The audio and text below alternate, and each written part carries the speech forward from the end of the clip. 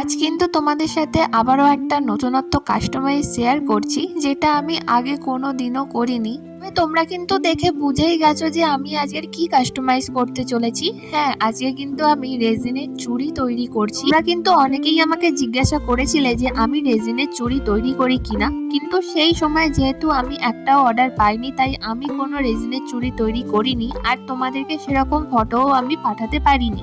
আমি যেহেতু রেজিনের কাজ করি, তাই আমি রেজিনের সমস্ত কিছুই করতে পারবো, এটা আমি অনেককেই বলেছিলাম। কিন্তু তারপরেও যেহেতু আমি আগে কোনোদিনও করিনি, তাই অনেকেরই হয়তো মনে হয়েছে যে আমি পারবো না, তাই হয়তো তারা ভরসা করে অর্ডার করতে পারেনি। কিন্তু তোমাদের কেন এরম মনে হয় জানি না, যে সে সেটা করেনি মানে সে সেটা হয়তো করতেই পারবে না। এমনও তো হতে পারে যে সে সেটা আরো ভালো করে করে দেবে। আর এটা যে দিদিভাই অর্ডার করেছিল, সেই দিদিভাই আমাকে বলেছিল যে দেখতে সুন্দর হলেই হবে, আমার আর কিছুই চাই না, তুমি আমাকে কিন্তু দুটো চুড়ি অবশ্যই বানিয়ে দিও আমার গোলাপটা প্রিজার্ভ করে। এটা আমার অনেক দিনের ইচ্ছা যে আমি তার দেওয়া গোলাপটা প্রিজার্ভ করে দুটো চুড়ি বানাবো। এই দিদিভাইয়ের কথা মতোই কিন্তু আমি তার প্রিয় মানুষের দেয়া গোলাপটাকে সারা জীবনের মতন করে তার চুড়ির মধ্যে প্রিজার্ভ করে দিয়েছি, যেটা সে সবসময় পড়তে পারবে আর তার কাছে একটা স্মৃতি হিসাবে সারা জীবন রয়ে যাবে। যেহেতু আমি আগে কোনোদিনও চুড়ি বানাইনি, তাই চুড়িটা মোল্ড আউট করার সময় আমি প্রচুর এক্সাইটমেন্টে ছিলাম যে দেখতে কেমন হবে, কতটা সুন্দর লাগবে। জিনিসটা মোল্ড আউট করার পর সত্যিই আমার